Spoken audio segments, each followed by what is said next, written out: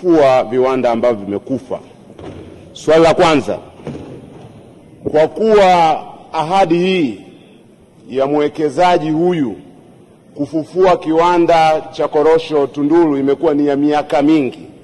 na ameendelea kutumia kiwanda kile kama ghala la kuhifadhi korosho kinyume na mkataba wa kubangua korosho, na kwa kuwa ndani ya bunge hili Mheshimiwa Rais aliahidi kufufua viwanda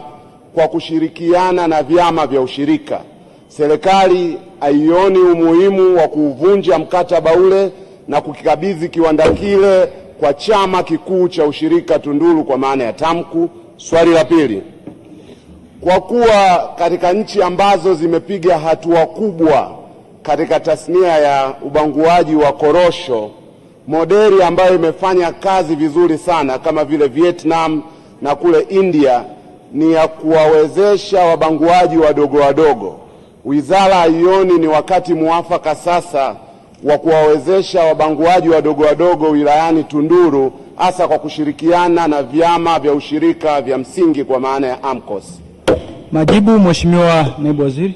Mheshimiwa Mwenyekiti, kwa niaba ya Waziri wa Viwanda na Biashara, naomba nijibu maswali mawili ya nyongeza ya Mheshimiwa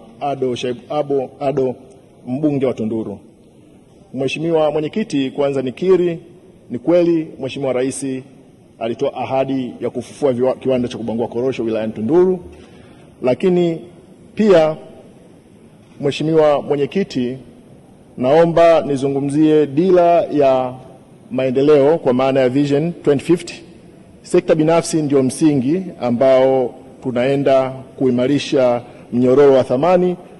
lakini nguzo kuu ni uchumi imara, jumuishi na shindani. Katika hilo, utekelezaji wa ahadi ya Mheshimiwa Rais tumeanza kusimamia utekelezaji wake. Hivi tunavyozungumza, mwekezaji ameahidi ndani ya msimu huu wa 2026 anaenda kuanza shughuli za uzalishaji, lakini pia tumekuwa tukitoa hamasa kwa sekta binafsi, hasa vyama vya ushirika. Kwa mfano, kule Tunduru TAMCU wameonyesha njia kwa vyama vingine vya ushirika, wameweza kununua eneo la ekari 4.5 katika kijiji cha Kidewele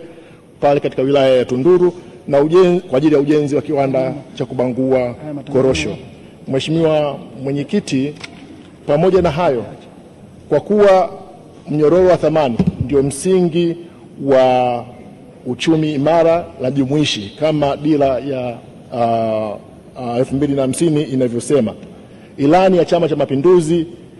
inazungumzia kwenye mkoa wa Ruvuma pale kwenye ibara ya 46 kuhusiana na nia ya serikali kufufua viwanda, lakini kuweka uchumi jumuishi kwa maana ya kuwekeza kwenye viwanda vidogo vidogo, na hiyo model ya Vietnam ndiyo ambayo sisi tunaenda kuisimamia kuhakikisha kwamba mwananchi hasa mkulima wa korosho anaingia na